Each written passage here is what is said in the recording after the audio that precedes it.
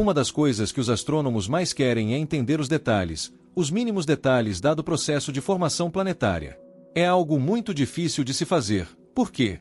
Primeiro você tem que observar uma estrela que é muito jovem. Na verdade, é melhor mesmo você observar uma protoestrela, uma estrela que está acabando de se formar. Essa protoestrela tem que ter um disco planetário. Esse disco planetário tem que estar em uma posição ideal para ele ser observado, para que você possa fazer os seus estudos. Então isso não é fácil de fazer. Embora nos dias de hoje a gente já tenha aí mapeamentos grandes do céu feito e algumas estrelas a gente já conhece o comportamento. E onde você encontra essas estrelas? Em nuvens moleculares, aquelas grandes nuvens de poeira e gás lá dentro, você vai ter esse tipo de processo acontecendo. Qual é o problema? Observar a nuvem de poeira e gás é um negócio muito complicado. Só na verdade o James Webb e ondas de rádio que é capaz de fazer isso, porque no infravermelho ele acaba passando, atravessando essa nuvem de poeira e gás. A nuvem de poeira e gás é transparente para o infravermelho, e aí você consegue ter essa ideia. Muito bem, com isso os astrônomos apontaram o James Webb para uma estrela recém-formada, e essa estrela na verdade não tem o nome dela, mas ela tem o nome do que ela representa, do objeto dela. E ela na verdade é o que a gente chama de HH30. E aí entra um negócio muito interessante aqui, que é para a gente falar dos objetos Herbigaro. O que são os objetos Herbigaro? Os objetos Herbigaro são objetos que são regiões, na verdade a gente pode dizer, luminosas que ficam ao redor das estrelas recém-nascidas, e que formam quando os ventos estelares ou os jatos de gás expelidos pela estrela formam ondas de choque. Quando eles encontram gás ao seu redor, você tem gás, você tem vento, que é radiação expelida a grande velocidade. Quando ele encontra o gás que está no entorno, ele cria uma onda de choque, e isso cria esses objetos que a gente chama de HH, ou objetos Herbigaro. O HH30 tem interesse ainda especial para os astrônomos. Por quê? Porque ele está de lado para a gente. Então, a gente não está vendo ele de frente, nem de cima, nem inclinado, a gente está vendo ele totalmente de lado e assim, graças a essa questão da posição da visualização, é possível estudar como, prestem atenção agora, os grãos de poeira navegam ali pelo disco protoplanetário. E por que os grãos de poeira são importantes? Porque são os grãos de poeira que vão se aglutinar, vão formar seixos, que a gente chama, os seixos vão se aglutinar e formar planetesimais, e os planetesimais vão dar origem aos planetas. Então, quando a gente olha um disco de poeira desse jeito, é igual o James Webb está olhando, o que ele está vendo é nada mais nada menos que o nascimento de um sistema planetário. E olhando assim, e usando outras ferramentas, a gente vai conseguir entender o que está acontecendo. Então, o que os astrônomos fizeram? Pegaram o ALMA, que é aquele conjunto de antenas, de radiotelescópicos que tem do ESO, que fica ali no Chile, e apontaram para este objeto. Quando você usa as ondas de rádio, você consegue localizar os grãos de poeira milimétricos, que são tamanhos grandes de grãos de poeira. E aí ele descobriu que esses grãos de poeira de tamanho milimétrico estão ali na região estreita, no plano central do disco. Muito bem. Quando você usa o James Webb, que vê no infravermelho, aí você vê grãos de poeira menor ainda, microscópicos.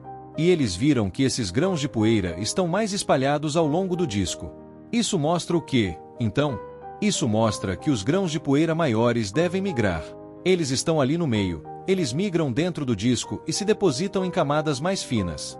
A formação dessa camada fina, densa, de poeira, ela é fundamental para a formação dos planetas. Então é observando isso aí que nós vamos entender. Por quê? Porque é nessa região densa que esses grãos de poeira, como a região é muito densa, os grãozinhos vão ficar todos um pertinho do outro, eles vão começar a se aglutinar.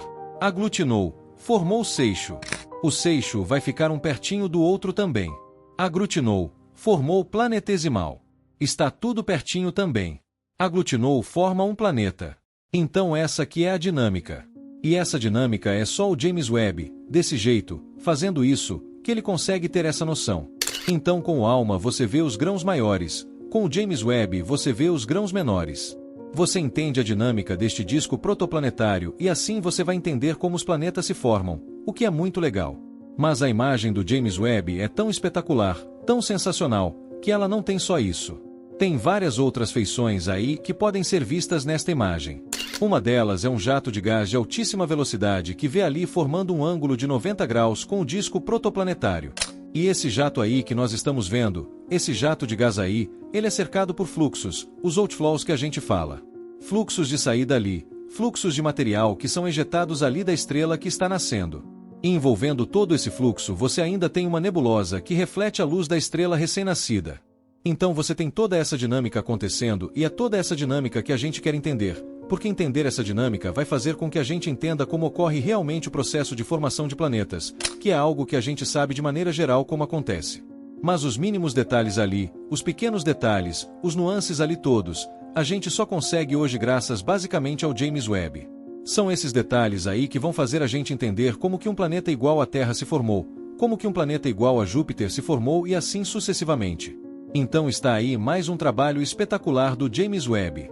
O James Webb que eu falo, toda vez eu vou falar a mesma coisa, eu vou repetir para vocês. É a ferramenta mais versátil da história da astronomia. Ao mesmo tempo que ele observa galáxias no início do universo com uma nitidez, com uma precisão gigantesca. Ao mesmo tempo que ele estuda a atmosfera de planetas aqui no Sistema Solar, estuda exoplanetas independente da distância, ele ainda consegue estudar formação de estrela e formação de planetas com uma capacidade incrível. Então esse é o James Webb. Talvez a principal ferramenta da astronomia, se não for a principal, a mais versátil, isso é certeza absoluta que é. Então está aí, vocês entenderam mais um pedacinho dessa história e o legal de tudo isso é o que? É como se você estivesse montando um quebra-cabeça e agora você tem pecinhas a mais para colocar ali no quebra-cabeça da formação de estrela. Está tudo resolvido? Não. Tem várias outras coisas para serem resolvidas, mas está aí tudo que o James Webb e o ALMA conseguiram nos mostrar.